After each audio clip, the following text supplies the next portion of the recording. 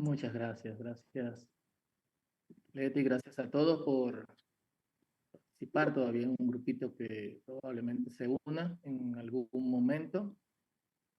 No sé si ven mi pantalla aquí. Sí, sí se ve la pantalla.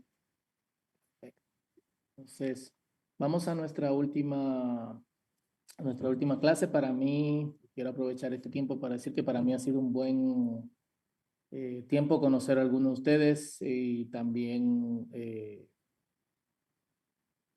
participar en las conversaciones que se han generado a través de estas clases, y ha sido un tiempo bien placentero.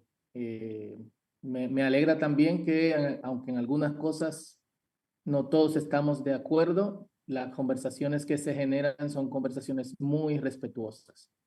Y eso dice mucho de cada uno de ustedes como estudiantes y de cada uno de los participantes de este curso. Así que espero que el Señor, en su espíritu, les siga dando esa entereza de carácter, que es lo que realmente genera un buen teólogo, un buen biblista. La humildad y el saber que no siempre tenemos que estar de, de acuerdo. Y hoy estamos en nuestra última clase. El tiempo ha pasado sumamente rápido. Un pequeño detalle: yo estoy en México ahora mismo supervisando. Ahí me dicen que el audio está un poco bajo. Vamos a revisarlo.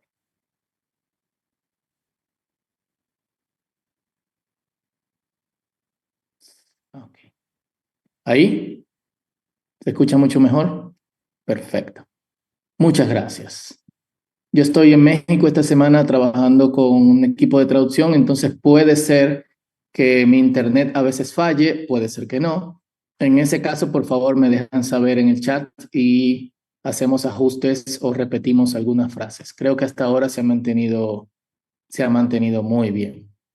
Y entrando en la etapa final de este curso, me gustaría destacar, antes de dar pensamientos conclusivos sobre la importancia de la traducción bíblica y la necesidad de producción en traducción bíblica, me gustaría destacar diferentes tipos de traducción que todavía nosotros no hemos tratado. ¿Por qué son importantes este tipo de traducción? Y al mismo tiempo, aspectos que influyen, en este caso aspectos semánticos, de significado, de semántica, que influyen en cómo traducimos o no ciertas palabras, o por qué las palabras cambian su significado de acuerdo a cierto contexto. En este caso, la parte de semántica es muy probable que sea un contenido un poco más pesado del contenido que nosotros hemos explorado hasta ahora. En ese caso, hagan todas las preguntas que tengan que hacer. Más que simplemente agotar el material, me gustaría que puedan entender lo que estamos dando. Y también saben que pueden volver a ver las clases. Creo que tienen unas semanas más para poder volver a ver las clases. Y les recomendaría que particularmente esta parte, que es quizá donde hay mayores malos entendidos o mayores malentendidos en traducción bíblica, puedan volver a ver. Entonces, entrando a esta etapa final, me gustaría destacar tres tipos importantes de producción que se dan en traducción bíblica y en todo tipo de traducción. Entonces, en primer lugar, tenemos la traducción intralingüística, o lo que se conoce también como rewording o reformulación, que es una interpretación de los signos de una lengua a quizás los signos de la misma u otros signos de la misma lengua. Entonces, intralingüística es una traducción dentro de la misma lengua. En el caso de la Biblia, cuando se hace traducciones intralingüísticas, se usa una versión quizás en una lengua más formal, en un lenguaje más elevado, para pasar a un lenguaje más dinámico, sin la necesidad de volver a las lenguas bíblicas, hebreo, griego y arameo. Los que participan en este tipo de traducción son traductólogos pero no necesariamente tienen un conocimiento de las lenguas bíblicas. Y en este caso, se ayudan de exégetas que les permiten ver en qué momento sus decisiones se alejan mucho del hebreo, del griego o del arameo. Tenemos en segundo lugar la traducción más común, que es la traducción interlingüística, o lo que nosotros llamamos definitivamente traducción, que es una interpretación de los signos verbales en una lengua a los signos verbales de otra lengua. Entonces, creo que en este caso todos nosotros nos sentimos mucho más cómodos con esta traducción interlingüística. Cuando elegimos una Biblia que queremos leer o cuando estamos estudiando una Biblia en específico, algo que tomamos en cuenta es, esto se ha traducido de las lenguas originales, hebreo, griego, arameo. Si se ha traducido así, ¿cuáles son las bases textuales? Eso es sumamente importante. Entonces, traducción interlingüística. Y en un último lugar, y quizás el más infame, no en el sentido de malvado, sino en el sentido de poca fama de todos, es la traducción intersemiótica o transmutación. La semiótica es la parte de la lingüística que estudia los signos.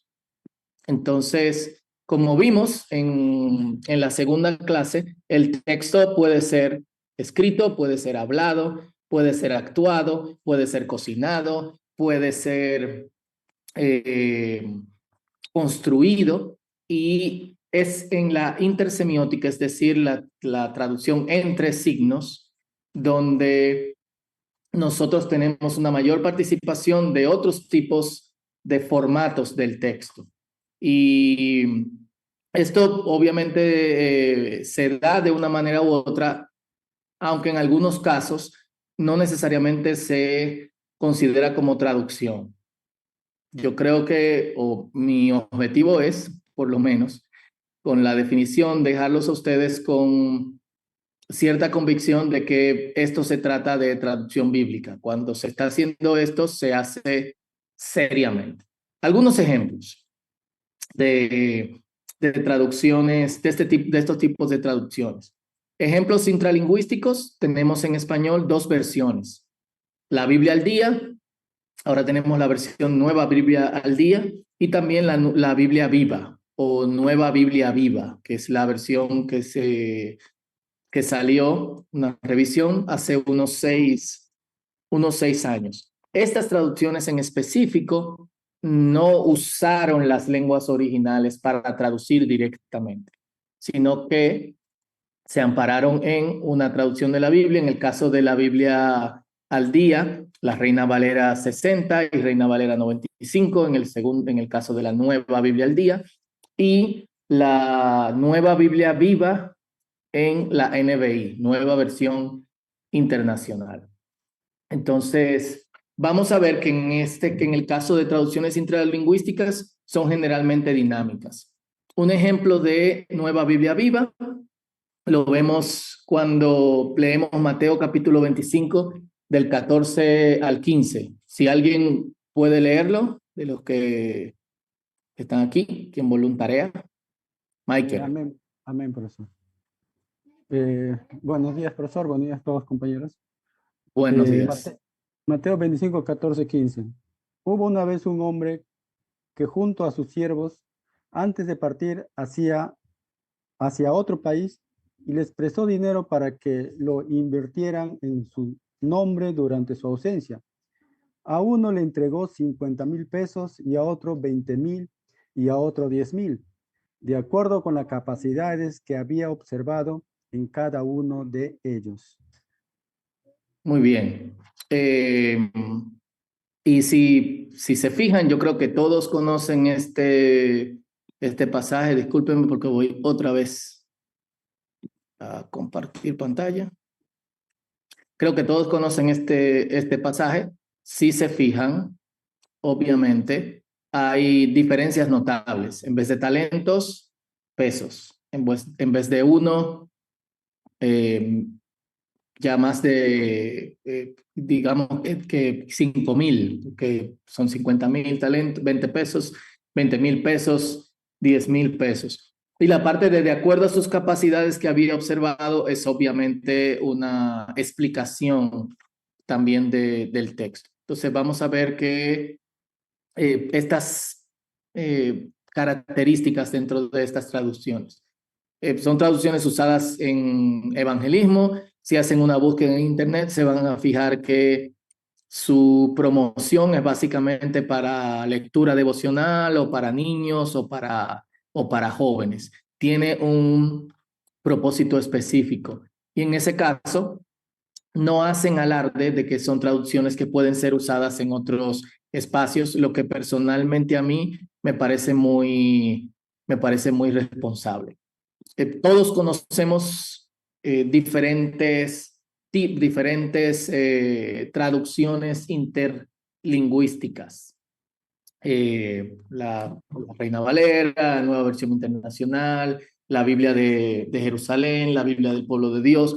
Todas estas versiones de la Biblia se traducen desde las lenguas originales. Algo que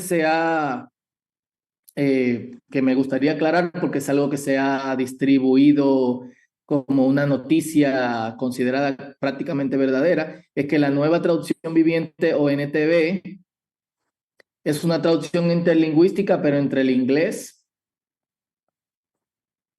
y el español. Esto está muy lejos de la verdad. A pesar de ser una traducción funcional, que en algunas partes raya en lo dinámico, es una traducción interlingüística en el sentido de ser traducida desde las lenguas originales de la Biblia. E intersemióticamente tenemos diferentes tipos de traducción. De hecho, últimamente, perdón, y en traducción bíblica, algo que estamos usando bastante en traducción entre símbolos, entre signos, es la traducción oral de la Biblia. Esto es traducción no para ser leída. Entonces, esto es algo muy importante que debemos destacar. Muchas personas consideran traducción oral que alguien lea el texto y que esto se escuche en audio. No, la oralidad tiene características que son muy diferentes a lo escrito. Solamente tenemos que fijarnos que cuando escribimos, a pesar de que se mantienen aspectos de nuestra personalidad y nuestro carácter, a veces sonamos en escritura prácticamente como nosotros hablamos, es muy diferente que cuando nosotros nos tenemos un diálogo o una conversación o un triálogo o un multiálogo, como quieran llamarlo. Y en este caso se está aprovechando la traducción de la Biblia a comunidades que no tienen una cantidad suficiente de hablantes como para generar el interés. Lo digo con mucha pena, no lo digo como algo que sea bueno, pero que no tienen la cantidad de hablantes suficientes como para generar interés en los donantes para hacer una traducción bíblica. Segundo, lenguas que todavía no tienen un alfabeto, es decir, no tienen una tradición escrita.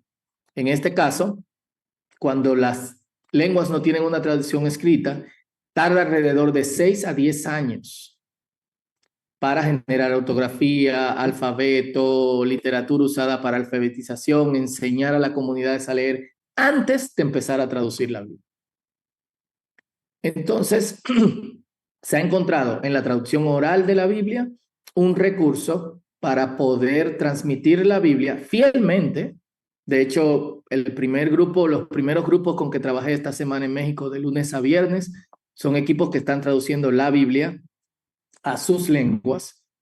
Zapoteco de Yetzikovic, Zapoteco de Yohovi, Mije de Yacochi y Chinanteco de Tectitlán.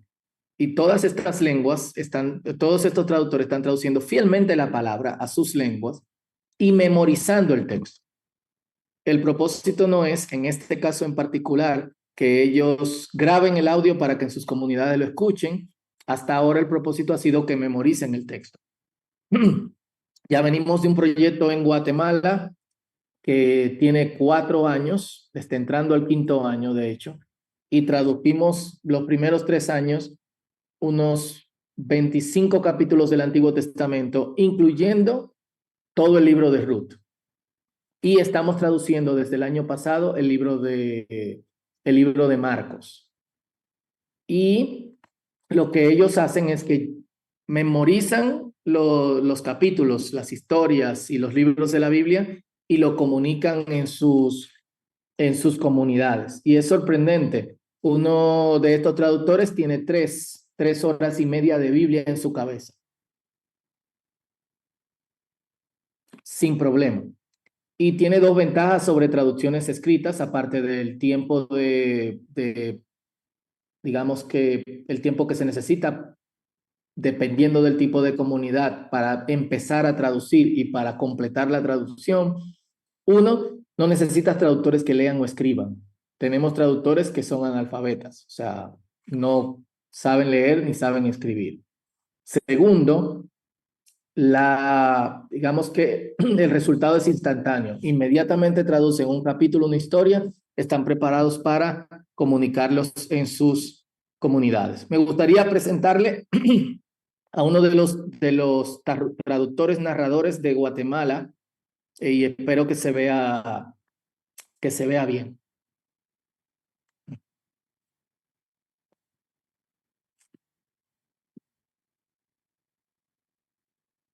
Oh.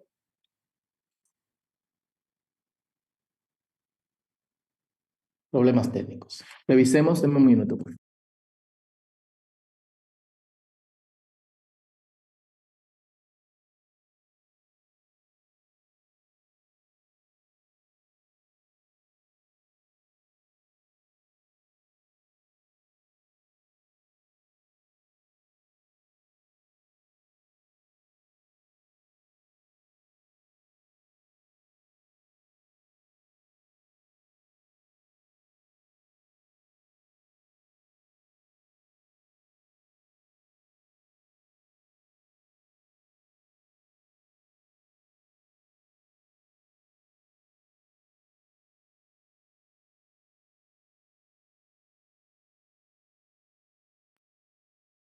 Disculpad los problemas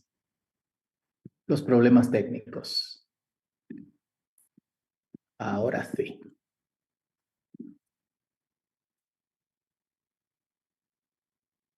Comparto.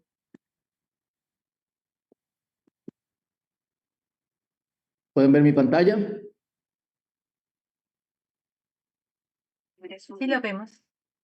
Sí, profe. Perfecto. Sí la vemos. Perfecto. Lo que yo no lo veo a ustedes ahora, pero eso lo arreglamos en un momento.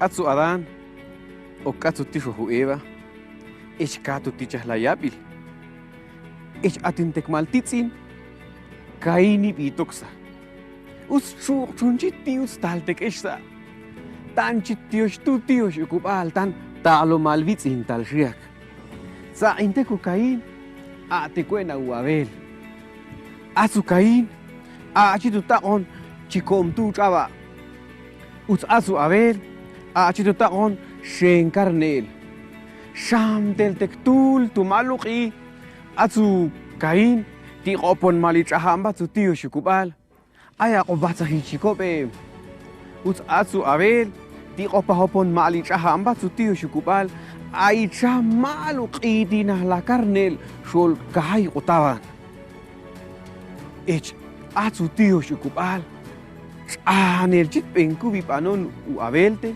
tuchvichaham pekit banko penku bipano kainte tuchvichaham ech yakich lak pohibiu kainti us nimla listektiats ech atsu tiu shukupal ichote tukai kantu ni lakpavi us na chumune tano hasam bi hikomal Anel senkube.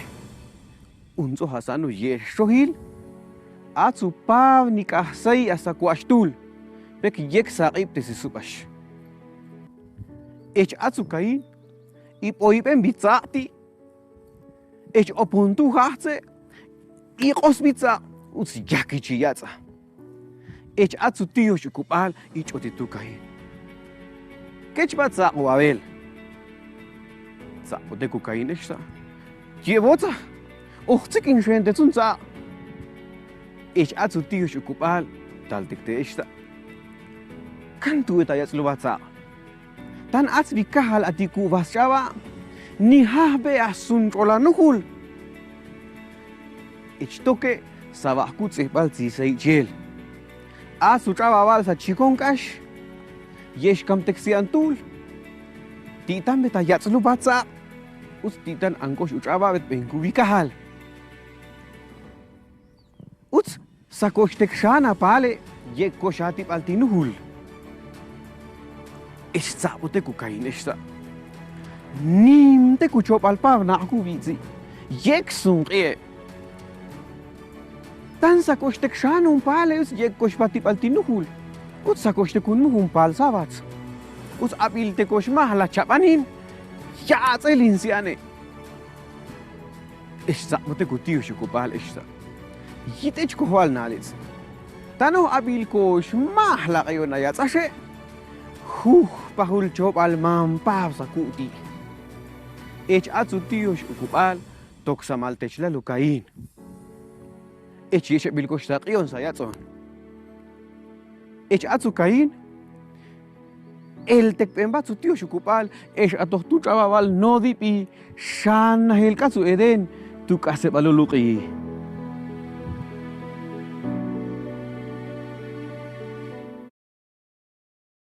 Seguro saben qué historia se narra, qué capítulo de la Biblia. Si alguien se dio cuenta, lo puede escribir en el chat.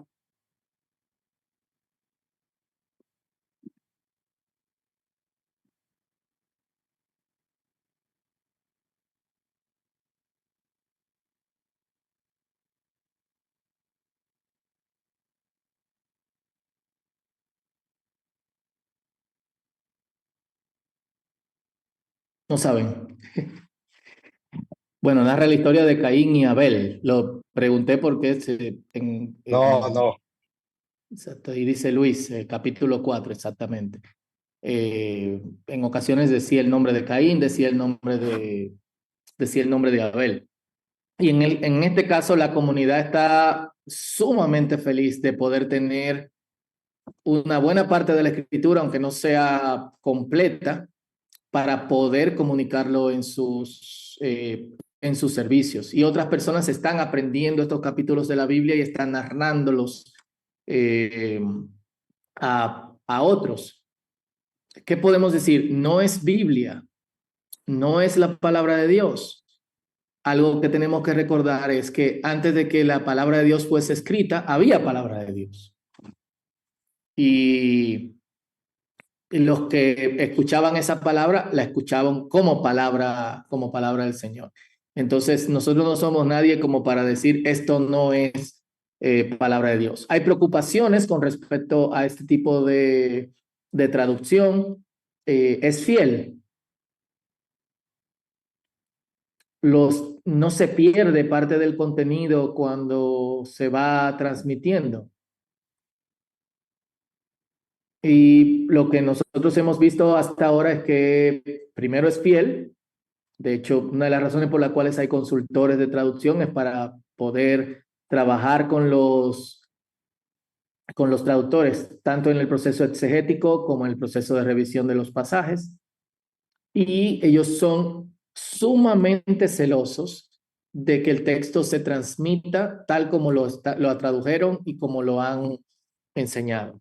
De que esto puede generar otra traducción intersemiótica en el futuro, es decir, se generó este texto para que fuese traducido oralmente y luego quieren tener la escritura. Digamos que cuando terminemos el libro de Marcos en un par de años, ellos quieran tener eso por escrito y quieran tener una impresión del Evangelio de Marcos, ¿por qué no? Entonces, aquí hay otra traducción intersemiótica de un tipo de signos, hablado, gestuado, a, obviamente, el signo escrito. Pasa también con las traducciones al lenguaje de señas, en donde se hace a través de videos. Pasa también en traducciones como Yo te conozco. la del humo, Y sé que eres el que santo de Dios. Pero Jesús lo vemos, reprendió y le dijo: pues podemos ver en YouTube, o podemos de hecho tener los CDs, o todos los evangelios, hasta ahora Marcos y Lucas, en una memoria USB. En este caso, hay dos niveles semióticos. Primero, en la traducción interlingüística, se usa una traducción de la Biblia que un narrador y actores van leyendo y actuando en el fondo, pero también hay una interpretación de las imágenes. Y al hacer esta interpretación, también hay que hacer una traducción. Es la imagen de Jesús fiel. Podemos ver a Jesús enojado, como en este caso. Cállate y sal de ese hombre. ¿Cómo interpretamos una posesión demoníaca? ¿Cómo deben estar vestidos las personas que están alrededor? ¿Cómo se sentaban? ¿Cuál era la cantidad de luz? Todas estas cosas se toman en cuenta cuando se hace este tipo de videos. ¿Por qué? Porque queremos que sea fiel al texto. Entonces, el apoyo, el segundo nivel, que es el nivel de hecho que se ve, necesita ser fiel lo más posible al texto que se está leyendo, que es la traducción interlingüística en este caso. También tenemos traducciones interlingüísticas pictográficas, que son representaciones ilustradas de la Biblia. Dos de las más famosas de esta es la Biblia en Acción, que tiene toda la Biblia, realmente son pasajes seleccionados de la Biblia, desde Génesis hasta Apocalipsis, y de hecho, el dibujante principal de esta versión de la Biblia es uno de los dibujantes de DC Comics. Entonces, se hizo en el estilo de DC Comic, Marvel. Mi hijo, esta fue su primera Biblia, la destruyó porque pesa bastante. Esto no es práctico para la audiencia, pero bueno. Y realmente fue su primera entrada a la Biblia y la leyó de tapa a tapa. Yo acabo de consultar para un proyecto de una Biblia cómic. Terminamos esta misma semana, el miércoles, de mandar los últimos dibujos. El texto que se usa es de una traducción interlingüística, pero nosotros queremos que las imágenes en las páginas sean lo más fieles posibles a lo que nosotros interpretamos y sabemos del texto bíblico. Está también la Biblia Manga. Aquí ven una página de la Biblia Manga. Manga es un estilo de dibujo de historieta japonés. Y aquí está también una página de la Biblia en Acción. Las ilustraciones son sumamente interesantes, en muchos casos fieles, en otros casos obviamente cuando hay cierto conocimiento uno puede notar que en algunas partes no necesariamente fueron exegéticamente exactos. ¿Pueden ver mi pantalla? Por si acaso, me gustaría, es importante. Pero es parte de lo que es traducción. Generalmente, y no podemos caer en este tipo de error, se considera este tipo de productos, si me permiten llamarlo así, sin ponerlo en detrimento de lo que son la palabra de Dios, se les considera como ayudas o como, no sé, algo basado en las escrituras. Pero nosotros tenemos que tomar en cuenta, en el caso de la oralidad, es el único acercamiento que estas comunidades tienen a la palabra de Dios en su idioma. el único. Tenemos comunidades indígenas donde no tienen la palabra de Dios en su idioma y algo que hacen es que traducen desde una versión de la Biblia.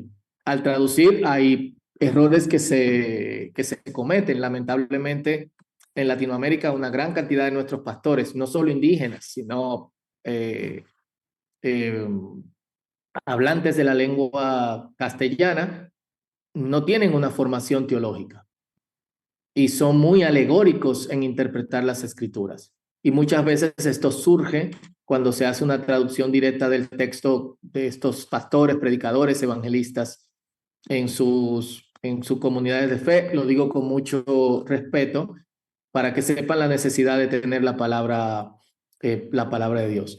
Ya de que esto sea válido o no, creo que cada uno tomará una decisión en ese sentido, en esa dirección, pero de mi parte, teniendo la experiencia de participar al menos en 3 tipos de traducciones intersemióticas, yo veo la seriedad que se aplica tanto de los traductores como de los narradores, como de los dibujantes, como de los realizadores. Y estando en estos diferentes equipos, yo veo que hay una preocupación central en que lo que se transmita sea la palabra de Dios y no una versión libre de las escrituras.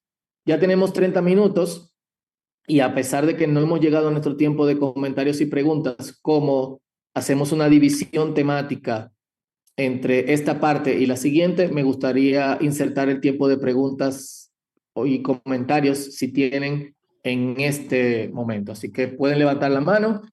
Tenemos 10 minutos para comentarios y preguntas. Creo que Michael abrió su micrófono. Entonces, Sí, profesor, una vez más, buenos días. Una consulta. buenos días.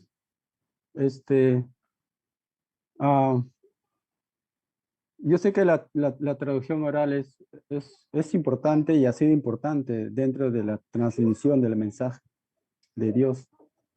Pero mi consulta va por acá.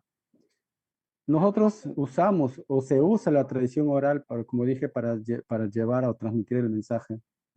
Pero para nosotros, nuestra única fuente o origen de doctrina, de enseñanza eterna es la escritura. No así pensamos que la tradición oral es un tipo de fuente, o legítimo, un tipo de fuente o de doctrina, de enseñanza. Mi pregunta es esto: ¿por qué nuestros hermanos, los católicos, sí usan a la tradición oral como como una fuente de doctrina, además de la escritura? No sé si me hice entender. Creo que sí. Bueno, realmente yo no soy católico y aunque lo fui brevemente, entonces no puedo responderte con exactitud. Creo que tú te refieres a tradición oral, a tradiciones aparte de la Biblia.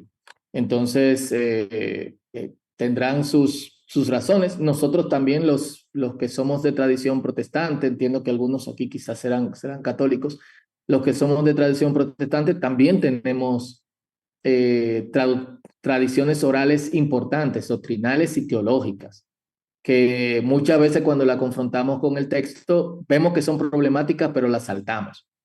Quizás no se dice, esto es autoritativo, pero sí lo consideramos así.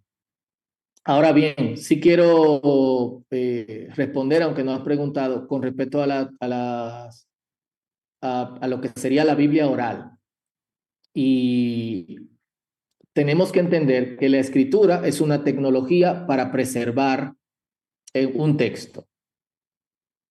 Y la escritura surge cuando no hay otra forma de grabar el texto, sino es primero en piedras, luego en tablillas de barro, luego en vasijas, luego en pergaminos, y luego en papiros, rollos, luego códices y finalmente libros, manuscritos y libros impresos. Entonces, nosotros tenemos la Biblia escrita porque es lo más conveniente. Ahora bien, se han desarrollado otras tecnologías que permiten que tengamos toda la Biblia en audio. Y está ahí. Alguien la graba y ahí se queda. O en video. Y aunque no se ha hecho toda la Biblia en video, se están haciendo intentos va a estar ahí, se queda. Entonces tenemos que entender que nosotros nos estamos moviendo a una, y esto va a ser en 10, 15, 20 años, quizás la norma sobre el escrito, a pesar de que, y bueno, si Cristo no viene antes, y a pesar de nuestros deseos, nos estamos moviendo a una cultura post-literaria, en donde mucha gente prefiere escuchar que leer. En el caso de nuestra congregación sucedió, por ejemplo, con un proyecto que se llama la Biblia Completa.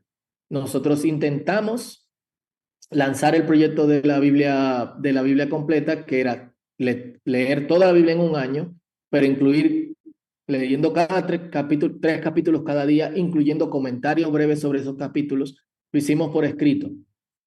Ingresó toda la congregación, en ese tiempo unas 120 personas, y empezamos una semana, 2 semanas, 3 semanas. Cuando llegamos al Levítico, 7 personas. Al final del Levítico, 2 personas. En un mes y medio ya todo el mundo había abandonado el deseo de leer la Biblia en un año. 2 años después decidimos grabarlo. 3 capítulos diarios de la Biblia y grabar los comentarios. Toda la congregación, y ya eso hace 4 años, se enganchó. Pero aparte de eso, tenemos cada mes unos 35,000 a 40,000 oyentes de toda Latinoamérica y algunas partes de Europa donde hay comunidades hispanas. Y todavía la gente lo sigue haciendo. Entonces no podemos despreciar, y esto es una traducción leída. ¿Qué pasaría si traducimos toda la Biblia para que sea transmitida oralmente en español, ya sea en audio o sea actuada? Yo creo que no podemos resistirnos a esa idea, y Dios va a dejar que su palabra siga fluyendo. Fue así antes de que hubiese escritura. Dios hablaba y había una transmisión de la palabra de Dios. ¿Moisés vivió al mismo tiempo que Abraham? No. ¿En el tiempo de Caín y Abel había una tradición escrita? No. Esas cosas se fueron transmitiendo oralmente y Dios preservó su palabra. Entonces lo que nosotros tenemos que ajustar nuestros pensamientos para saber que Dios es soberano, como decimos, y Él va a preservar su palabra. Cristian.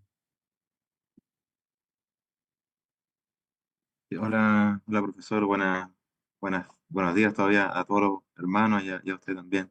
Dios les bendiga. Buenos días. Amén. Cuando usted nos mostró el video, la verdad es que se me hizo un nudo en la garganta, una emoción por ver al hermano ahí, Eliseo López, creo que tomé nota por ahí, Eliseo López, traduciendo la Biblia a esta etnia. Qué maravilloso y qué bendición. Dios bendiga su ministerio y le siga dando esa fuerza Amén. y ese empuje. La verdad es que, como le decía, se me hizo un nudo en la garganta verlo a él cómo traducía a los niños tan chiquititos y con la atención que ellos le prestaban. Qué maravilloso. Yo quería hacerle una Amén. pregunta, profesor. Dentro del curso, bueno, gracias al Señor también nos han aportado varios recursos bíblicos que podemos utilizar en este camino y en las vías de traducción, de otras cosas también. Yo he tomado nota de, por ejemplo, la Bible Work, que es un buen recurso para utilizar, o Paratext 9.4, que es un software de traducción. Está también la página Word, una página web de biblegateway.com. Quería preguntarle qué otro recurso, aparte, usted nos recomienda también que pueda ser de buena utilidad quizás para este trabajo de poder también ir buscando la palabra en hebreo, en griego, arameo, tal vez, y ir encontrando esa relación y hacer una buena relación, ¿no? De pronto usted también nos puede sugerir algunas otras ideas. Se lo agradecería y Sí. eso, Ahí le profesor. estoy Muchas gracias. copiando Step Bible.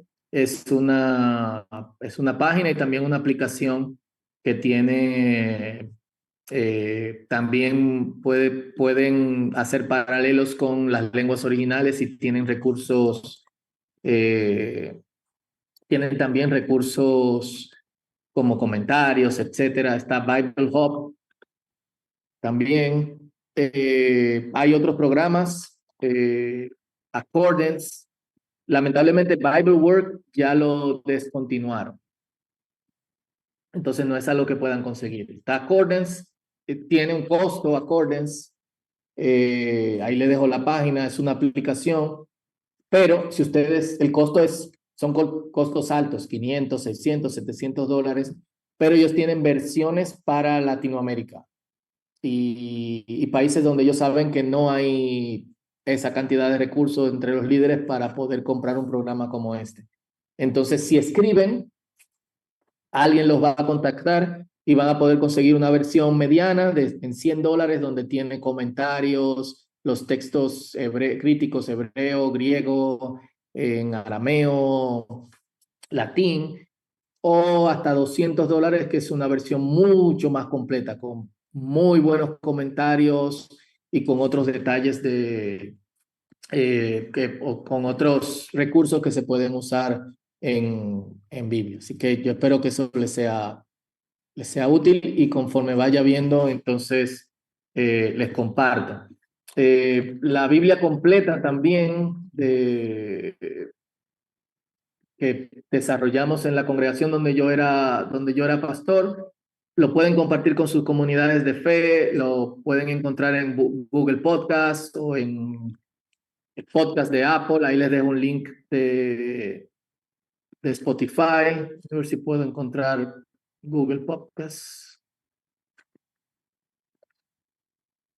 Lo que hacemos ahí es que leemos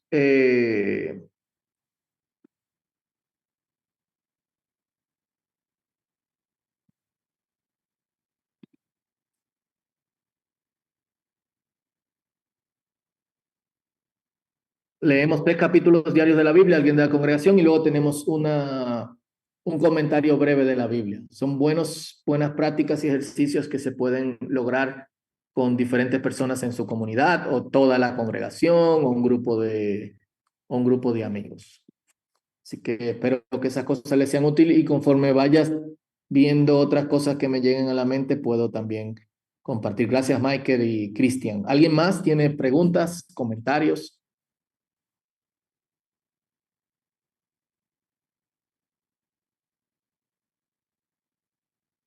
Perfecto. Entonces, continuamos. Continuamos entonces a la segunda sección de hoy, donde yo quiero que veamos algunos aspectos idiomáticos y lingüísticos que son importantes en traducción bíblica. Y tengo que ser totalmente honesto. Cuando yo inicié mis caminos para estudiar, prepararme e involucrarme en traducción bíblica, yo no le veía la necesidad a alguna de estas cosas. Para mí era simplemente aprender hebreo, griego, tener algunos principios de traducción, pero no me interesa la gramática, no me interesa la semántica, no me interesa la fonología, ni la fonética, ni la morfosintaxis. Creo que eso todo lo complica. Conforme pasaron los años, yo me di cuenta que me encontraba en un error, especialmente por el hecho de que, bueno, vamos a ver algunas características gramaticales, semánticas, lingüísticas. Uno no puede escapar a esas cosas. Y es como uno habla y es como uno interactúa, pero no necesariamente se da cuenta. Entonces, lo primero que quiero destacarles es que es importante la gramática. La gramática importa. Quizás deba de empezar por aquí. Toda la lengua tiene su propia gramática y sus estructuras. Muy pocos conocen la gramática de su propia lengua. Probablemente mi error tenía que ver con que yo nunca fui muy adepto de la gramática, probablemente porque me enseñaron mal, pero es fundamental el conocimiento de la gramática para entender los textos en las lenguas originales. Si yo no conozco la gramática del hebreo, voy a cometer errores al traducir las escrituras. Pero para yo conocer la gramática del hebreo, yo necesito ser medianamente, al menos medianamente competente. Yo creo que altamente competente, pero bueno, al menos medianamente competente en la gramática de mi propia lengua. Algo en particular que me ha servido son quizás deba empezar por aquí. Nosotros en la enseñanza del hebreo y del griego, y también del arameo, hemos heredado las gramáticas que se han escrito de lenguas que son muy diferentes al castellano. Pero también estas lenguas son muy diferentes al hebreo o al griego.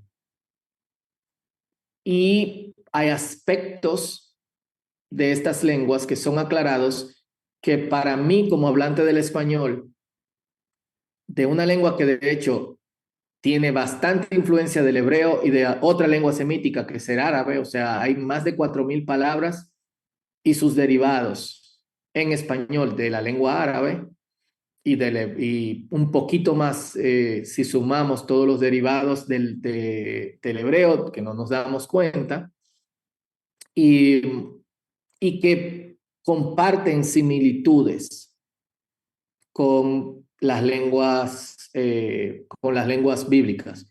Una de estas cosas, por ejemplo, es el género gramatical. En hebreo o griego pasó algo con la pantalla. La comparto nuevamente. ¿Se ve ahí? Perfecto. En hebreo y en griego hay un género gramatical. ¿Qué es eso? Nosotros decimos la mesa. La mesa no tiene sexo, no es masculino ni femenino, pero una mesa sí es gramaticalmente femenina. Que eso quiere decir que cuando la marco con artículos, adjetivos, lo considero una ella, aunque no lo sea. El viento es masculino, pero el viento tiene sexo. No. Sin embargo, gramaticalmente es masculino.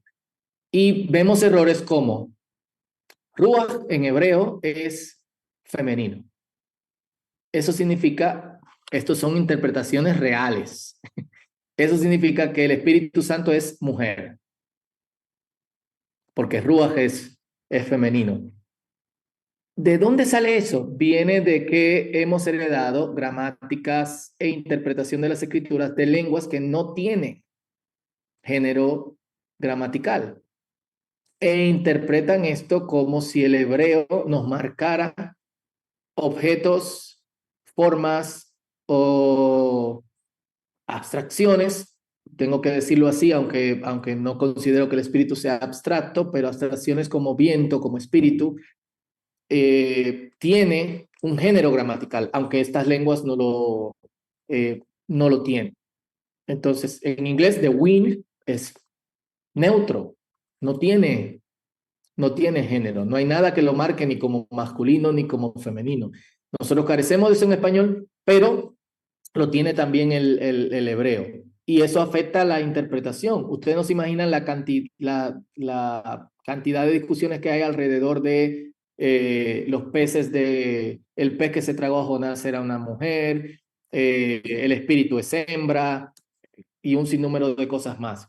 Entonces, por esto es que la gramática es importante, pero al mismo tiempo en algún punto tenemos que generar gramáticas del hebreo y del griego que salgan desde el español, que no sean traducciones de lenguas que carecen de cosas en las que el español es similar al hebreo o al griego. Entonces, la gramática establece reglas para formar frases y oraciones coherentes.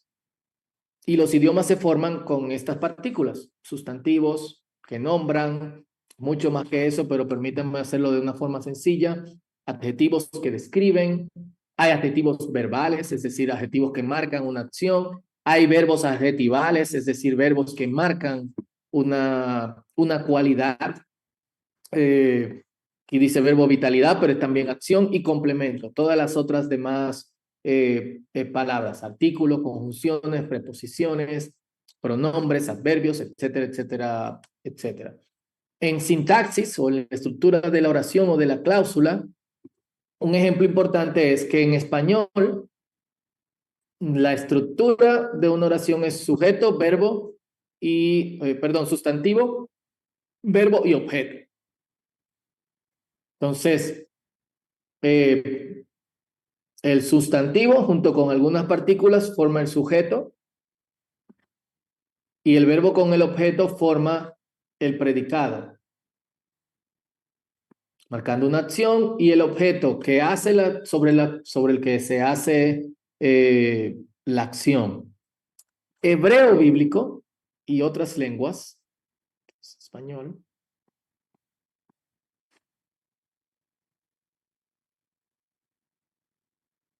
el formato es diferente. Es verbo, sustantivo y objeto. Entonces, vemos esto, por ejemplo, en Génesis 1:1. Bereshit, bara, creó. Elohim, Dios, creó es verbo. Dios, objeto, a los cielos y la tierra. Y por eso la traducción en español, primero tú la frase adverbial en el principio. Y decimos, Dios creó los cielos y la tierra. Traducciones más formales mantienen ese orden, que el mismo orden que el hebreo, creó Dios, pero tenemos que admitir que solamente en el lenguaje poético en español es que se hace una inversión entre el verbo y el sustantivo de esta forma. Nosotros no decimos, tumbó la casa María, sino que decimos María tumbó la casa. Entonces, obviamente, tengo que tomar en cuenta esto para traducir las escrituras. Este pasaje es un texto en español de la Reina Valera contemporánea, pero se lo traigo como un ejemplo. También la posición del sujeto sobre el que recae la acción o que hace la acción en algunas lenguas es muy diferente a la que nosotros usamos en español. En lenguas hindi como el Sarnami, que se habla en Surinam, estamos trabajando ahora en la traducción del Antiguo Testamento, ya tienen el Nuevo Testamento. El sustantivo debe ir al final de la oración. Es decir, sería verbo, objeto, sustantivo. O, en todo caso, verbo, objeto, verbo, sustantivo. ¿Qué pasa en un conjunto? Este es el versículo 13 y este es el versículo 14. ¿Qué pasa con estos dos versículos? Cuando yo traduzco a Sarnami, Salomón no puede ir en el versículo 13. Porque no sonaría natural. Sonaría como que el hijo de una viuda de la tribu de Neftalí es Salomón. Entonces Salomón debe ir al final. De hecho, Salomón debería ir aquí. Irán debería ir aquí, junto con también la tribu de Neftalí. Entonces, cuando nos vemos con un párrafo como este, con varias cláusulas y al menos 2 o 3 oraciones y 3 sujetos, Salomón, Irán, la viuda que era la madre de Salomón, Neftalí como tribu, es un caos total. Y en este sentido, los versículos se vuelven una cárcel. Debo hacer notar que los versículos son una tecnología de los últimos 600, 700 años. No son inspirados por Dios. Entonces, por eso es que en algunas traducciones ustedes ven que ponen los versículos juntos al principio. En español esto no es necesariamente, no deberíamos de ir necesariamente en esta dirección, pero hay lenguas donde es imperante. Pero en este caso, yo que soy el consultor, tengo que conocer cómo esa lengua se maneja. por dos razones. No le voy a reclamar a los traductores que Salomón vaya al principio. Hiram tampoco. Y segundo, yo voy a conocer cuando los traductores hagan una modificación en el orden de los versículos. En algunos casos, hay que mover todo el versículo 13 después del versículo 14 para que tenga sentido. Si no, no se va a entender. ¿Cómo yo sé eso? Por el estudio de la gramática.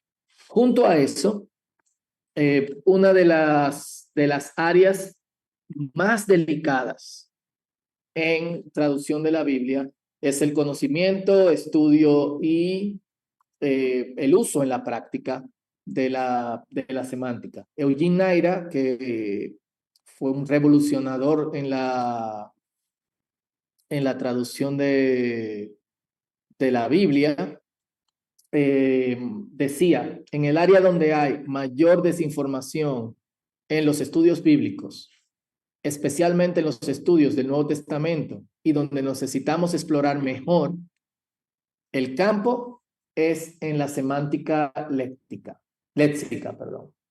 semántica léxica. Lo vemos, de hecho, a diario en videos como este. Está en inglés, no lo vamos a ver todo. Creo que no está el video aquí, sino que solamente está la foto del tipo. Pero a cada rato vemos videos como, ¿está bien que tradujamos ayuda idónea? ¿Significa realmente la palabra ese Kenneth Do ayuda idónea? Veamos por qué no. O era una serpiente o realmente era un lagarto. Y todas esas cosas tienen que ver con semántica y basadas en un error. La concepción de que una palabra tiene un solo equivalente en la lengua, tanto en la lengua fuente, hebreo, arameo, griego, como en la lengua receptora, español, inglés, quichil, quiché, quechua, etc. Y estos videos son sumamente populares. La mayoría, yo puedo decir con toda confianza, el 98% está basado en un error. Pero a la gente le gusta, genera vistas y esto también genera dinero. No caigamos en esas fantasías, es mucho más complejo que simplemente esto significa esto. Hay diferentes aspectos. Y aquí es que nos ayuda la semántica. La semántica estudia el significado, y si voy muy rápido pueden irme bajando en el chat, pero necesitamos cubrir una parte de este material. La semántica estudia el significado de las palabras, frases y oraciones y cómo se usan en el discurso para una comunicación exitosa. Y de hecho acentúo en comunicación exitosa porque es lo que nosotros queremos en la traducción bíblica. Ahora, fíjense que hay 4 niveles: palabras, frases, oraciones y en el discurso. Esto se debe que antes se creía que el significado solo se encontraba en las palabras. Pero ahora se sabe, conforme se va profundizando en los estudios lingüísticos, que el significado de las palabras, que si bien las palabras tienen un significado, ese significado es afectado, cambiado o modificado en una frase, en oraciones o en el discurso. Es decir, que lo que te da el significado no es la palabra. Las palabras no significan nada. Por más raro que esto pueda sonar, lo que te da el significado es el contexto. ¿Ok? Es el contexto. Por eso siempre le digo a mis estudiantes de hermenéutica o de exégesis, el contexto, y de lenguas bíblicas también. El contexto es tu amigo.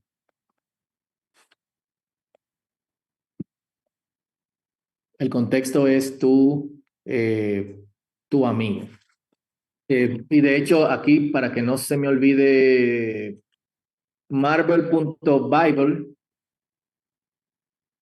es otro recurso, en donde es un diccionario semántico del Antiguo Testamento y del Nuevo Testamento. Cuando entren a la página, les va a salir en inglés, pero tienen la opción en la esquina superior derecha de cambiar la lengua a español. Y ahí van a encontrar las palabras y su significado de acuerdo a su contexto semántico o de acuerdo a su categoría, lo cual es importante. Entonces, ¿qué es la semántica? Es el estudio del significado. Esto es básicamente la semántica. ¿Qué herramientas usamos para extraer el significado? Sonidos, es decir, con lo que le quiero decir con esto es que la semántica depende obviamente de otras áreas de la lingüística, de la gramática. Fonología, morfología, es decir, los cambios que surgen en las palabras, sus inflexiones, derivaciones, el sentido de las palabras, el léxico, lo que usualmente llamamos diccionario, el orden de las palabras, sintaxis, como vimos, la estructura de los párrafos, discurso, el tipo de comunicación, género. Con esto nos referimos a poesía, es narración, es sabiduría. Y los contextos, gestos, ambientes, etcétera. Y en ese sentido, una de las distinciones más importantes en semántica es entre símbolo, el sentido o el significado de ese símbolo, y el referente, es decir, lo que señala a lo que señala ese símbolo. En pocas palabras, el sentido es la imagen, el referente es el objeto, y que es la cosa, la persona en el mundo real. El símbolo es la palabra. Símbolo, palabra. ¿Ok? El sentido es el concepto, es la palabra, que también es un signo, evoca, y el referente es el objeto. Evento, persona, cosa. Semántica se juega con estas tres cosas. Aquí tienen la definición, van a tener obviamente la presentación en el campus virtual. Entonces, el significado de una palabra, frase u oración incluye más que solamente el referente. Aquí está Arnold Schwarzenegger, que es un famoso actor, pero que también fue gobernador de California. Entonces, para el referente, es Arnold, y espero escribir bien su apellido, probablemente falle. Cuando nos referimos a él, sabemos que es un actor, que fue gobernador de California y que su nombre es Arnold. Entonces, esas son palabras que nos comunican una idea de esta persona, pero las tres expresiones no comunican el mismo mensaje. Si yo me refiero a Arnold utilizando el título de gobernador, le muestro cierto respeto y enfatizo su papel oficial. Si me refiero a él como actor, cambia y destaco mi admiración o mi disgusto con el artista. Y si uso su nombre, lo presento como un individuo. Estas tres cosas tienen el mismo referente, pero actor, gobernador y Arnold tienen significados totalmente distintos. Y palabras y expresiones como Kraken, la famosa figura mitológica griega, Centauro, otra figura mitológica, y emperador de Aruba, no tienen un referente, porque hablan de cosas que no existen. El Kraken no existe, el Centauro, que es un hombre o es una criatura mitad ser humano, mitad caballo, no existe, y el emperador de Aruba tampoco existe porque Aruba tiene gobernador, es una isla colonia de Holanda. Entonces, estas tres palabras tienen un referente imaginario o uno que pertenece al futuro. En el caso del emperador de Aruba, puede ser que en algún momento Aruba se independice y la persona que ayudó en su independencia, en vez de ser un presidente, se transforme en un emperador. Entonces, hay también otras palabras que no tienen referente de ninguna clase. Por ejemplo, saludos, hola, adiós, los conceptos, vacío, nada, lleno, los conectivos, pero, y, sí, por qué, entre otras cosas. Eso influye también en el significado. Otro aspecto esencial es la subjetividad, el significado afectivo que una palabra tiene. Y esto lo vemos en la diferencia entre los usos de los términos. Arnold sería como lo llamaría una persona de confianza. Nosotros le diríamos Schwarzenegger porque lo respetamos como, o lo admiramos o nos disgusta como actor. Y algunos lo llamarían gobernador, le dicen de hecho governator, por lo de Terminator. Entonces, obviamente, cada palabra no solamente tiene un significado, significado factual en una glosa. El contexto me va a dar un significado, pero también hay un significado subjetivo, que es el significado que tiene una conexión con el afecto que yo tengo hacia eso y que me va a hacer reaccionar o no a eso. Otra cosa que influye es la etimología. Entonces, ¿qué estudia la etimología? El origen de las palabras. Entonces, una palabra puede originarse en un ancestro lingüístico, lo que se conoce como protolengua. Las palabras pueden crearse dentro de una lengua mediante un proceso conocido como formación de palabra, pueden originarse en otra lengua y llegar a otra lengua diferente. Por ejemplo, ángel, evangelio, apóstol, profeta, son préstamos. ¿Por qué? Profeta es una palabra que viene del griego, ángel es una palabra que viene del griego, evangelio es una palabra que viene del griego, amén es una palabra que viene del griego.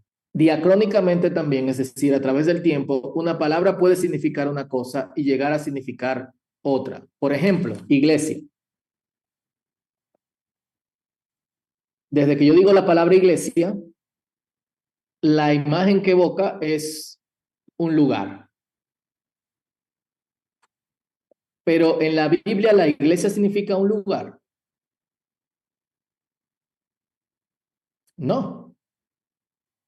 El referente bíblico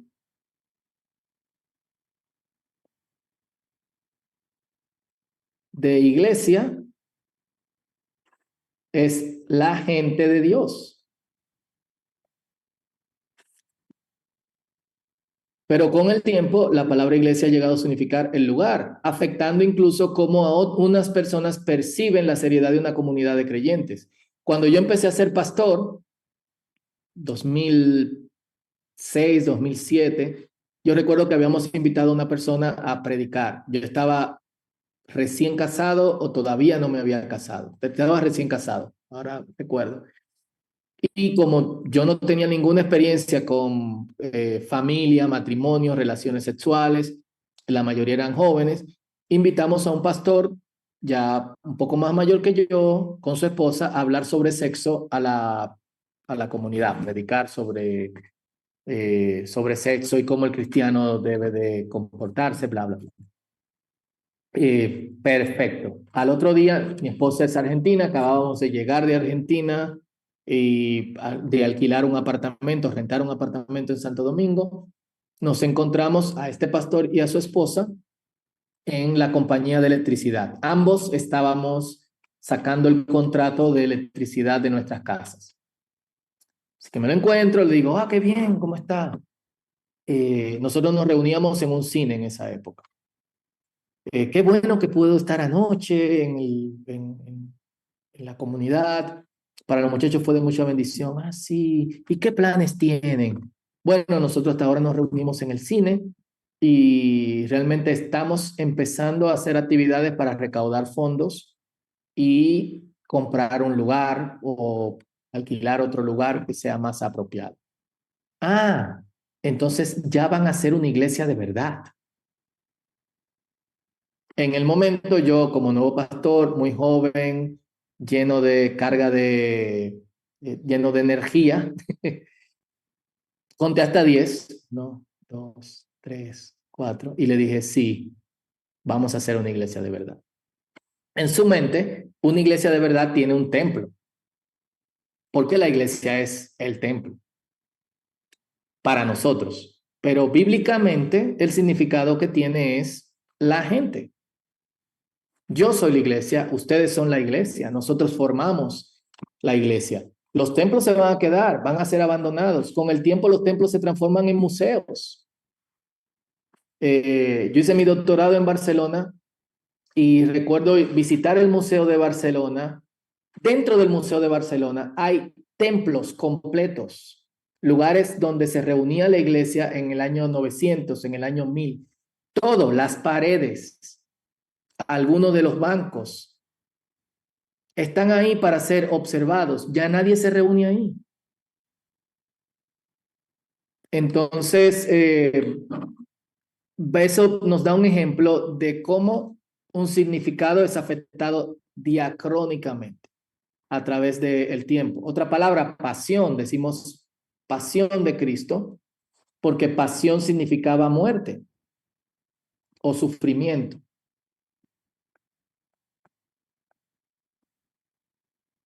Todos sabemos que pasión no significa eso ahora mismo. Entonces, tenemos que tomar en cuenta también que cuando buscamos el significado de una palabra, puede ser que la etimología no nos ayude. En ese sentido, muchas de nuestras palabras en español tienen un significado que vienen de una palabra compuesta. Sincronía significa dentro, cronos, tiempo, o en un tiempo en específico. Diacronía, a través, tía, a través, cronía, cronos, tiempo. Pero cuando nos referimos al significado de esa palabra, no vamos a su etimología, porque la etimología puede ser de hecho engañosa. La sinonimia es otra relación que nos ayuda con el significado. Voy a pasar súper rápido por aquí, pero vemos algunos, y bueno, hay algo que debemos de mencionar. La sinonimia puede ser coextensional. Si se refiere, si tiene el mismo referente. Por ejemplo, Adán en la Biblia es humanidad, es el ser humano, pero también es un nombre propio.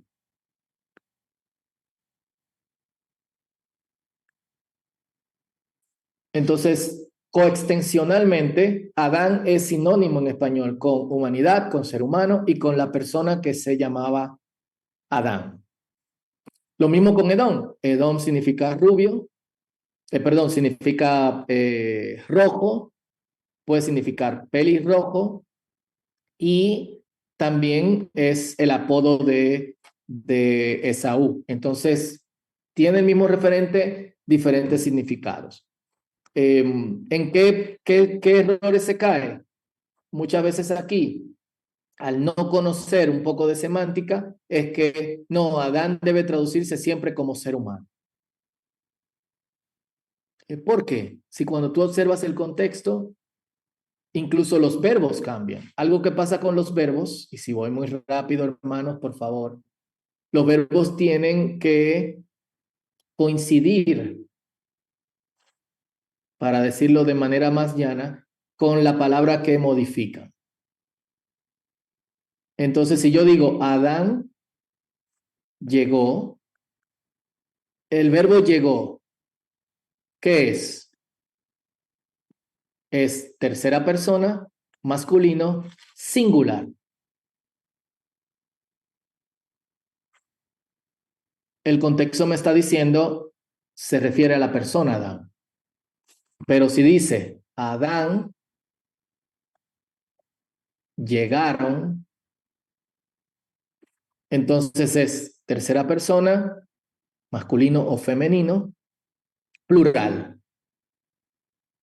¿Qué me está diciendo el verbo?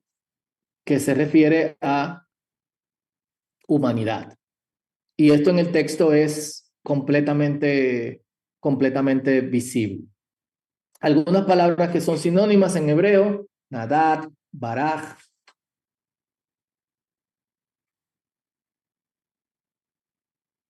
nus, todas significan escapar. Saken significa viejo, también puede significar barba.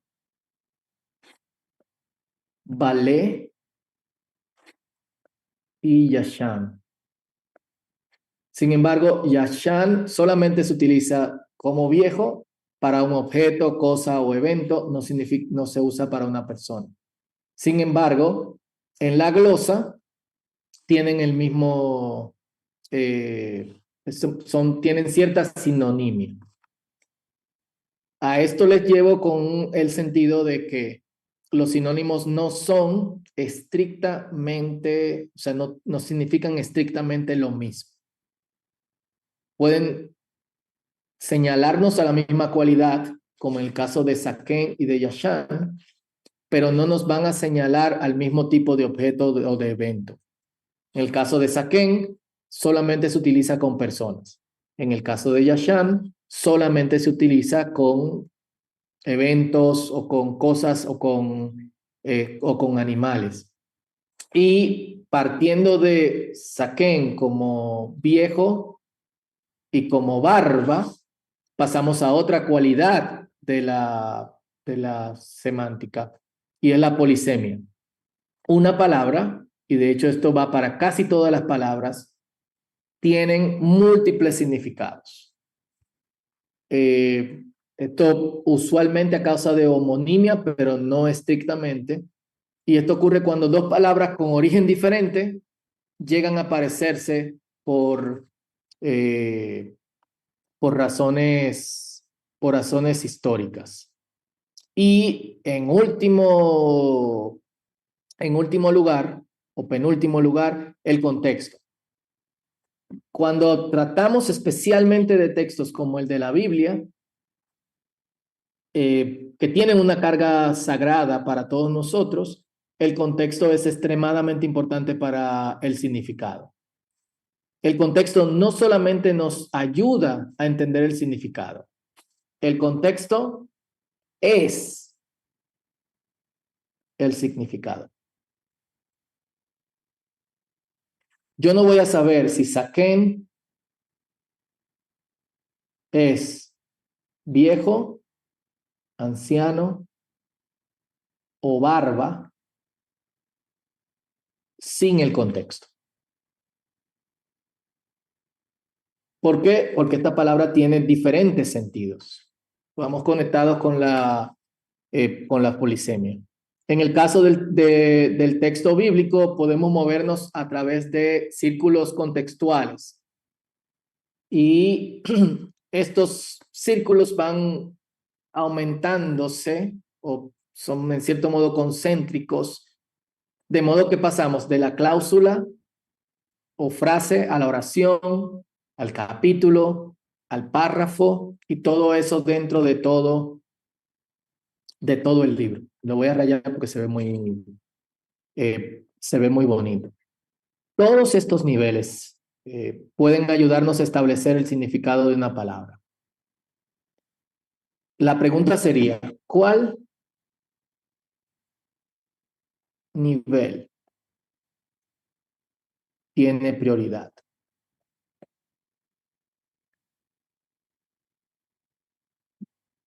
Y no solamente de una palabra, sino también de una frase. Por ejemplo, cuando en 2 de Samuel capítulo 11, el siervo que David envía a ver quién era la muchacha que se estaba bañando desnuda en su patio, que él veía desde el techo, la frase, esa es Betsabé, esposa de, etcétera. La frase, ¿qué significado qué carga semántica tiene la frase? ¿Es una afirmación? En hebreo se nos plantea como una pregunta, entonces, ¿le está preguntando? ¿O es sarcasmo?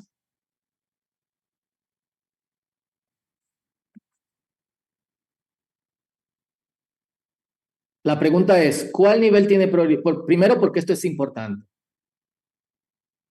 Para mí esto es importante porque me da detalles de la historia de David que tenemos luego. Ahora, ¿cuál nivel tiene prioridad para que sea afirmación, pregunta o sarcasmo? A mí siempre me llamó la atención cuando leo el texto en hebreo que el siervo llega y le hace una pregunta. Pero al hacer la pregunta señala a personas que están cerca del círculo de David. Entonces nos vamos a dar cuenta, si seguimos leyendo el texto bíblico, que Urías era parte de los 30 guerreros de David. El papá de Betsabé era parte de los 30 guerreros valientes de David. O sea, 2 personas del círculo cercano de David están relacionadas con Betsabé. Pero esperen, el abuelo de Betsabé era también consejero de David.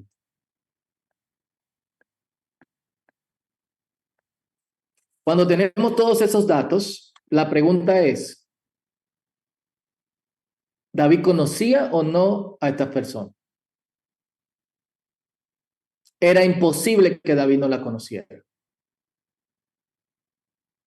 Entonces, ¿qué hay en la frase que dice el siervo? Una carga importante de sarcasmo. Pero esta no es Betsabé, la esposa de Urías, la hija de Eleazar, la nieta de Aitofel. Entonces nos vamos a dar cuenta que el tipo está diciendo, ¿por qué tú me enviaste? Tú la conoces. Pero también nos vamos a dar cuenta la conexión que esto tiene con eventos en el futuro. Su abuelo traicionó a David, siendo consejero ¿de quién? De Absalón. El evento de Absalón, ¿de qué se deriva? De la profecía que se le da a David a causa de su infidelidad y del asesinato de Urías. Entonces, ¿cuál nivel va a tener prioridad? Dependiendo de la palabra o de la frase, 1, 2 o todos. Para yo llegar a este punto, básicamente todo el libro fue el contexto. ¿Cómo yo llegué ahí? Me menciona Urías. Me menciona el nombre del padre de Betsabé. Cuando yo los busco, entonces son parte de sus guerreros. Pero luego veo que el papá de Betsabé es hijo de el consejero de David. Busco entonces el contexto de el abuelo de Betsabé en el resto del texto, pero también en otros libros, Primera de Crónicas, Segunda de Crónicas, Primera de Crónicas, perdón, en donde se nos hace referencia, aunque breve, a la corte de David. Entonces, la pregunta de si la oración, la cláusula, perdón, la oración, el párrafo, el capítulo o el libro, ¿quién tiene la prioridad? 1, 2, 3, 4. Va a depender, obviamente, del caso en particular. Entonces, esto es importante para todos los que traducimos la Biblia. Tenemos que hacer nuestra tarea. ¿Por qué? Bueno, ¿qué tiene que ver esto con traducción bíblica, Fausto? Si se fijan, en la mayoría de las versiones y traducciones de la Biblia, se traduce esta frase como una información. Pero es una información realmente. ¿El siervo está dando una información que David no tiene? No. ¿Quién me dice eso? El contexto. Si yo quiero ser fiel con traducir las escrituras, debo traducirlo como pregunta. Ahora bien, es muy difícil por escrito señalar al sarcasmo, al menos que yo utilice otros elementos externos a lo que dice el texto. Entonces ahí yo tengo que tomar una decisión.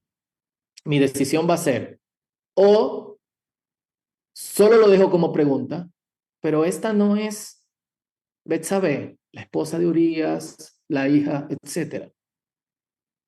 O le agrego algo que señale al sarcasmo. Pero esta no es Betsabé, la esposa de Urías, la hija de la nieta de tanto. ¿Tú la conoces?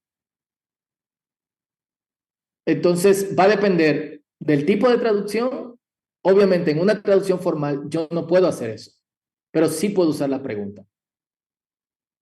En una traducción funcional yo puedo usar la pregunta, debo usar la pregunta, pero quizás no deba dar la explicación. Que el lector lo entienda como sea, una pregunta o una pregunta con carga de sarcasmo. En una traducción dinámica, sí yo puedo agregar una frase que le dé la información al lector de que hay sarcasmo. ¿Se entiende? Entonces, todo traductor tiene que hacer su tarea. No es solamente sentarse a esto significa esto, paso lo otro, esto significa esto, paso lo otro, esto significa esto, paso lo otro. No, hay círculos contextuales que necesitan ser abordados. Tomemos otro ejemplo, Romanos capítulo 6, versículo 7. Porque el que ha muerto ha sido liberado del pecado. En griego, hogar, apostanon, dedicaino otai, apotes hamartías. Si nos fijamos bien, dedicaiotai es del verbo o proviene de la palabra dikaio en este versículo. Dikaio se traduce usualmente como declarado justo. Lo que nosotros transformamos en nuestras versiones como justificados. Justificado. ¿Por qué aquí significa liberado? El contexto es que me está dando, el contexto inmediato es que me está dando el significado de esta palabra en particular, que también dentro de su carácter polisémico no solamente significa justificado o declarar justo, sino también significa liberar. Y en un sentido, de hecho, ha sido liberado. Entonces, tenemos también diferentes contextos. Contexto literario, contexto autoral y contexto situacional. ¿Ok? Contexto literario, contexto autoral, contexto situacional. Y otro tipo de contexto es el contexto extra textual. Hay información social, cultural, histórica. Usualmente solo nos referimos a esto como contexto histórico, pero hay información que no está en el texto bíblico, que nos llega a través de la arqueología, nos llega a través de la antropología, que nos ayuda a entender el significado de una palabra en un contexto específico. El traductor tiene que entrar todas estas cosas en su bolsita. Entonces, también un contexto, el contexto literario es el contexto obviamente que tiene que ver con el tipo de género que se aborda dentro del libro. El contexto autoral también tiene que ver con el tipo de autor, porque el tipo de autor nos va a señalar por ejemplo, en el caso de los apóstoles, generalmente conciben epístolas o evangelios. En el caso de un profeta es un libro profético que puede tener una carga profética como género, pero también puede tener una carga poética. En el caso de las cartas hay un contexto situacional. Por ejemplo, Primera de Corintios o Gálatas. Cuando yo voy a traducir el texto, yo tengo que saber que en ambas cartas hay una situación específica que se está abordando. Entonces, en Gálatas, ¿qué situación se aborda? Los Gálatas, a pesar de ser gentiles, a pesar de saber que los apóstoles de Jerusalén dieron permiso para que los gentiles no guarden el sábado, no se circunciden, no guarden las fiestas, sino que solamente cumplan las leyes noaditas, que es cuidarse de comida sacrificada a los ídolos, cuidarse de inmoralidad sexual, cuidarse de comer o beber sangre y cuidarse de adoración a los demonios. Todo lo demás, sigan el evangelio y las enseñanzas de Jesucristo. Los Gálatas decidieron adoptar estas prácticas. Entonces hay una situación que se aborda en toda la carta. Y esa situación nos va a dar el significado de la palabra ley.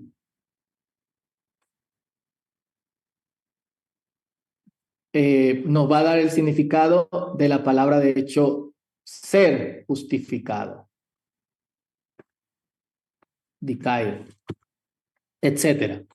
Pero también nos va a ayudar a entender todo el contexto en el que se mueve el libro en particular. Lo mismo con Primera de Corintios. ¿Qué problemas tenemos en el caso de estas cuestiones situacionales? Uno de los asuntos que tenemos es que nosotros tenemos la carta que aborda el problema, pero no tenemos la carta que fue enviada desde la iglesia o de alguien de la iglesia diciendo hay un problema. Otra cuestión que puede ser un contexto extratextual lo vemos en Hechos capítulo 10. En Hechos capítulo 10, Cornelio recibe una visión de un ángel que le dice que mande a buscar a Pedro. Pedro tiene una visión. En esta visión, Dios le dice que no llame inmundo lo que Dios ha llamado puro. Y entonces llegan los visitantes y el Señor le dice, baja y ve con ellos. Pedro llega y cuando entra a la casa, dice, díganme rápido. Estoy, parafraseando. Porque ustedes saben que a un judío la ley le impide entrar a la casa de un gentil. Ahora no tenemos tiempo de revisarlo, pero les invito a que revisen en la ley en qué parte dice que está prohibido que un judío entre a la casa de un gentil. En ninguna, al contrario. Yo hoy estaba leyendo, yo leo la Biblia en un año de tapa a tapa. Hoy estaba leyendo Éxodo capítulo 21, Éxodo capítulo 22, 21 y 22, pero en el 22 dice, trata bien al extranjero que vive entre ustedes. porque fueron extranjeros en la tierra de Egipto. Ustedes saben cómo ahí se vive. ¿De dónde Pedro sacó esto? Hay un contexto extratextual. Para los judíos hay dos tipos de leyes: la ley escrita y la ley oral, que luego fue compilada en la Mishnah, que de hecho Mishnah significa lo que se puede escuchar, recitar, y subsecuentemente con explicación de los rabinos en el Talmud. 35 tomos de leyes y de aplicaciones de leyes en las que los rabinos no necesariamente están de acuerdo. Entonces, el contexto extratextual me dice que Pedro está haciendo referencia a una de esas leyes. Y por eso Dios le dice, hey, yo no dije eso. En la ley, yo no dije que esa gente son inmundas. Entonces, ¿qué me lo da? El contexto extratextual. Continuamos rápidamente. Otra herramienta que hacen, obviamente, los escritores bíblicos es la selección léxica. Y es que en ocasiones utilizan una palabra que tiene diferentes significados para darnos cierta ambigüedad. Esa ambigüedad puede ser aparente o puede ser deliberada. Uno de los casos está en Salmo capítulo 42, si no me equivoco, y ya lo hemos mencionado cuando uno de ustedes hizo una pregunta con respecto a la palabra para alma, nefesh. Y para no equivocarme, Salmo 42 dice, como el cielo brama por las aguas, así clama por ti mi alma. Nefesh. Mi alma tiene sed. La palabra alma aquí presenta una ambigüedad. ¿En qué sentido? Ya lo explicamos, pero vale la pena explicarlo nuevamente. Alma significa vida, nefesh, perdón, presenta ambigüedad. Nefesh significa vida, significa alma o persona interior, significa garganta y significa cuello. La ambigüedad que se usa aquí es deliberada. ¿Por qué? Porque garganta está conectada con sed. Y obviamente el autor quiere que tú tengas esos dos sentidos dentro de ese texto. Otros textos más presentan ambigüedades, no tenemos el tiempo para abordarlos todos. Entonces, hay retos en la práctica bíblica que tienen que ver con la semántica. En primer lugar, si me permiten leerlo, la práctica de poder entender las palabras y su significado dentro de su contexto no es sencilla.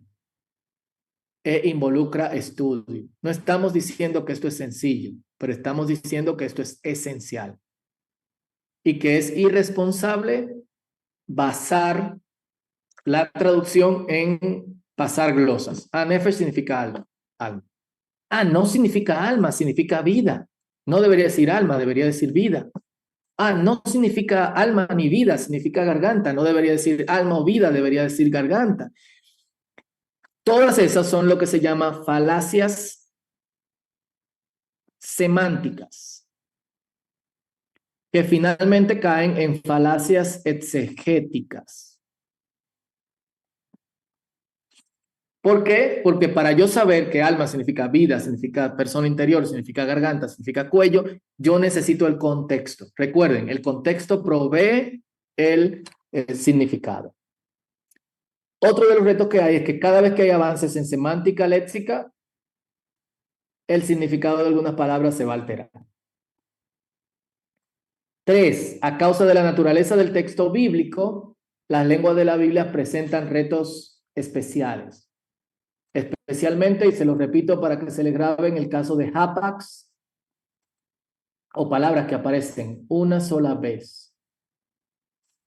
dependemos esencialmente del contexto para saber el significado. Dependemos esencialmente del contexto. Y van a ver ejemplos de esto en libros como Job, por ejemplo. Hay un versículo bíblico que lamentablemente no recuerdo el momento que estamos traduciendo. En algunas versiones dice pobre y dar al necesitado. En otras versiones dice ruina y levantar lo arruinado. ¿Qué es? ¿Es pobre y darle al necesitado o es ruina y reedificar lo destruido? Es cualquiera de las dos cosas, desgraciadamente. ¿Por qué? Porque solamente el contexto es que nos dice qué significa esa palabra. No tenemos detalles de esa palabra fuera de ahí y el contexto nos va a llevar a tomar una decisión. Estudiar el significado de las palabras en la Biblia no solo involucra una lengua, sino varias. Es decir, para yo estudiar una palabra en específico que me resulta problemática, no solamente voy al hebreo o al griego, sino que voy a otras de las lenguas. Otros asuntos de tomar en cuenta, aparte del contexto, texto inmediato, intertextualidad, frecuencia con que ocurre una palabra, lo de los hapax legomenon, la estructura del significado y cómo descubrimos la estructura detrás del significado. Paso rápidamente a también este asunto del significado por glosas. En el caso de basar, que significa traducido usualmente como carne. En inglés tiene ¿cuántos sentidos? 8. Puede significar flesh, carne, body, cuerpo, creature, criatura, human being, ser humano, relative, pariente, animal, animal, meat, carne, 8 genitals. Pero esos son los sentidos que tiene esa palabra. Nos vamos a dar cuenta que cuando vamos al español no tiene 8 sentidos. ¿Por qué? Porque flesh y meat en español tienen un solo signo, carne. Entonces en español tiene 7. Carne, cuerpo, criatura, ser humano, pariente, animal y genitales masculinos. Entonces van a tener el resto de la ponencia. Lamentablemente no vamos a poder agotar todo el material. Entonces voy a ir rápidamente para dejar pasar al tiempo de preguntas. ¿Cómo nosotros podemos identificar categorías relevantes para el hebreo bíblico? Usando términos genéricos, estudiando los paralelismos, listas y palabras pares y estudiando las metáforas. Tengo que hacer mi tarea. Van a encontrar detalles sobre esto en el material que se les dejó en la página web. En conclusión, hermanos, las competencias del traductor no solamente son usadas para traspasar el significado de una palabra desde una lengua a otra, sino que el traductor debe tener en su caja de conocimiento detalles sobre aspectos culturales, antropológicos, geográficos y sociales del mundo sobre el que traduce.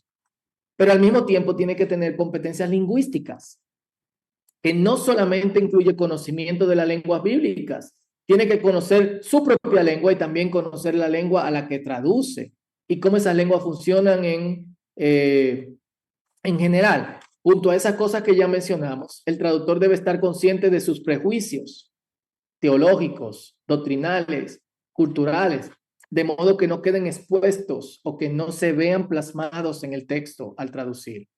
El traductor también tiene que manejar sensibilidades, como vimos, entre texto, cultura, tradición y comunidad. En fin, es más que traspaso de palabras. ¿Por qué traducimos? Se traduce porque las lenguas y las culturas son diferentes. Se traduce para comunicar y se traduce para que alguien que no conoce la lengua y tampoco la cultura en que está formulado un texto lo conozca, sea escrito, sea oral, sea audiovisual. Y los dejo con esta frase de Amparo Hurtado Albir, que tiene un libro muy interesante sobre traductología, aunque no bíblica. Dice, si la razón de ser de la traducción es la diferencia lingüística y cultural, es decir, traducimos porque hay una diferencia entre las lenguas bíblicas y nosotros. Esta diferencia es lingüística,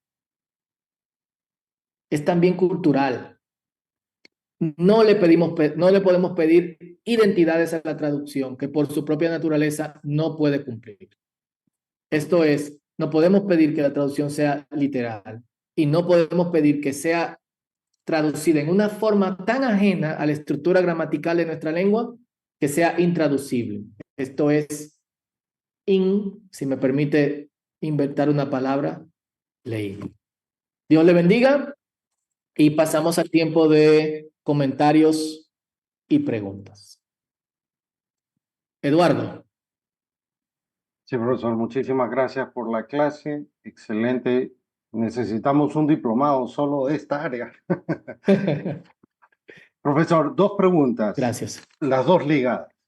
La primera de ellas, he leído que hay palabras, efectivamente, que se repiten muy poco o una sola vez en los textos originales. Y ahí que se acude a textos fuera de las escrituras también. Entonces, quisiera oír solo brevemente su comentario, porque hay muchos textos griegos y hebreos que están fuera de las escrituras que ayudan también al entendimiento de las lenguas originales. ¿Es cierto? ¿No es cierto? ¿Qué hay de fantasía en esto? ¿Qué hay de verdad?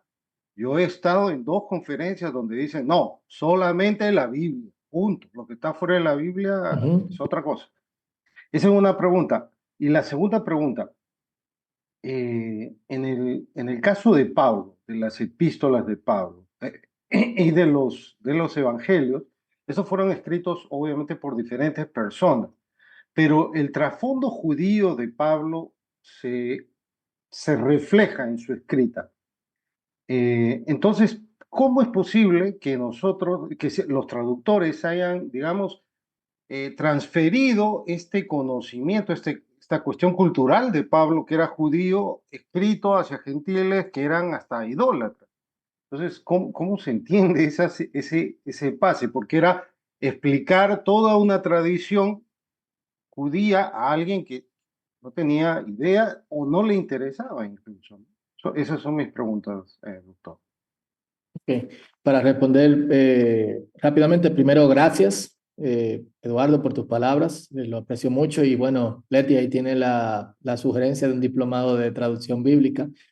Tu primera pregunta, sí. Ahí necesitamos hacer referencia a otras lenguas. En el caso del hebreo, el acadio, el ugarítico, el sumerio, en algunos casos incluso el árabe antiguo nos da una pista de palabras que son hapax, que pasan una sola vez y han arrojado mucha luz en ese sentido. En el caso del griego, intertextualmente ha ayudado muchísimo el estudio de inscripciones. Si alguno tuvo la oportunidad o bueno, puede verlo online, las ciudades griegas están llenas de inscripciones por todas partes. Las inscripciones arrojan mucha luz con respecto al significado de una palabra. En segundo lugar, no recuerdo tu pregunta, perdón, la segunda, se me fue. Si me puedes decir brevemente. Bueno, sí, ya la recuerdo, lo de Pablo. Miren, hay información que lamentablemente los lectores de Pablo y Pablo tenían que nosotros no podemos traspasar en el texto, pero que deberíamos de arreglar en traducción. Por ejemplo, la palabra ley no siempre tiene una referencia a el Pentateuco. Pablo viene de una tradición rabínica y él tiene lo mismo que tenía Pedro. La ley nos impide entrar a la casa de los gentiles. Entonces, hay una tradición rabínica y oral que ellos tienen que nosotros no vemos reflejado en el texto y que la traducción nos ayudaría a entender. Quizás traducir como ley oral en ese sentido. La otra cosa es que nosotros hemos traspasado ley como obras. Y ahora el cristiano tiene un conflicto interno cuando teológicamente maneja la palabra obra, porque entiende que no debe hacer nada. Entonces, ayudar al pobre, no podemos ayudar al pobre porque la Biblia dice que mis obras no me salvan. Pero la Biblia también dice que ayuden al pobre. Sí, pero ayudar al pobre es obras. Sí, pero el problema no son las obras, son las obras de la ley. En ese caso, tenemos que ver cuál es ley.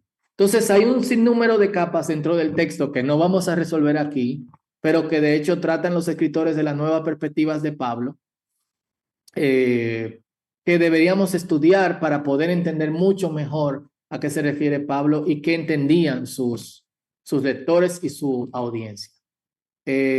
Vamos a dar paso a una pregunta más. Michael, ya te hemos respondido preguntas, entonces vamos con Claudia. Y bueno, después Leti nos dice si tenemos otra oportunidad. Claudia. Buenos días para ti que estoy en Venezuela.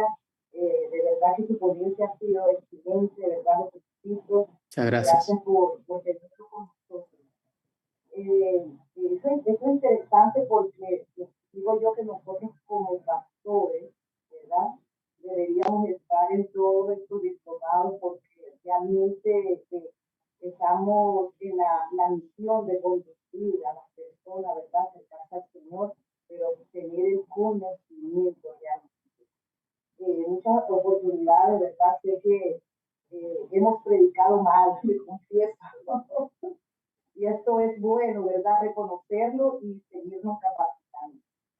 Mi pregunta es, o no tanto la pregunta, sino tu opinión.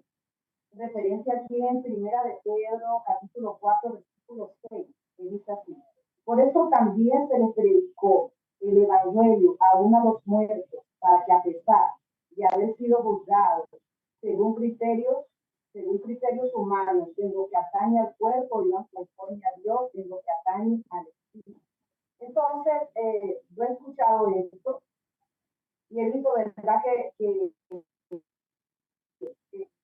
pastores, ¿verdad?, digamos, se ha predicado mal, se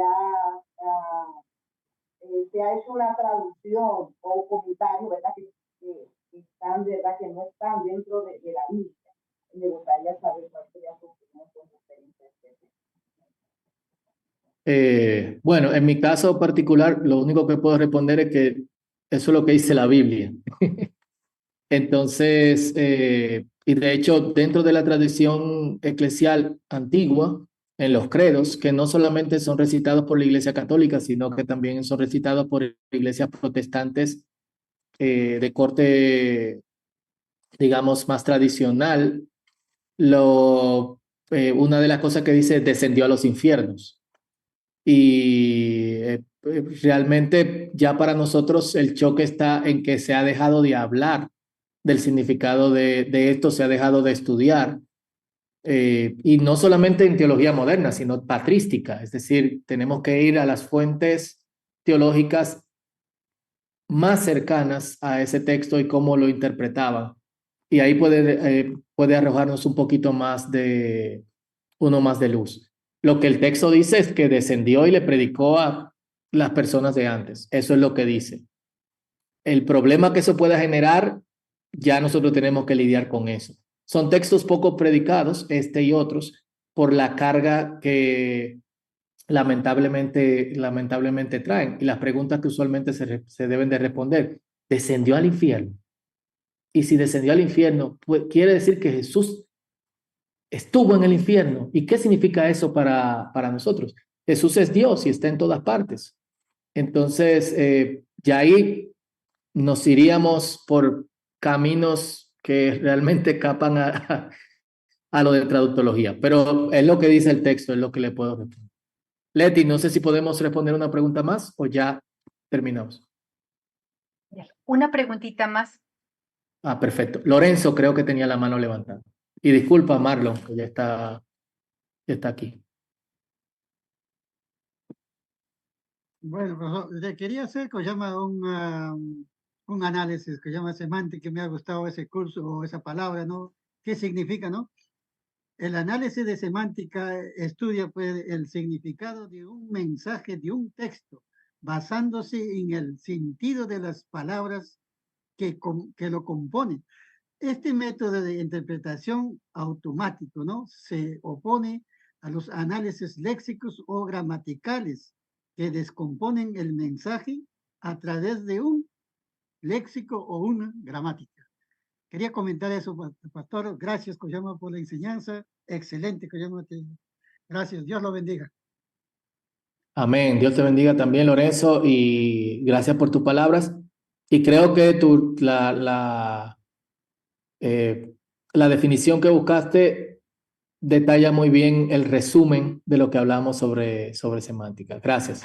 Hermanos, muchas bendiciones. Ha sido un placer enseñar estas semanas.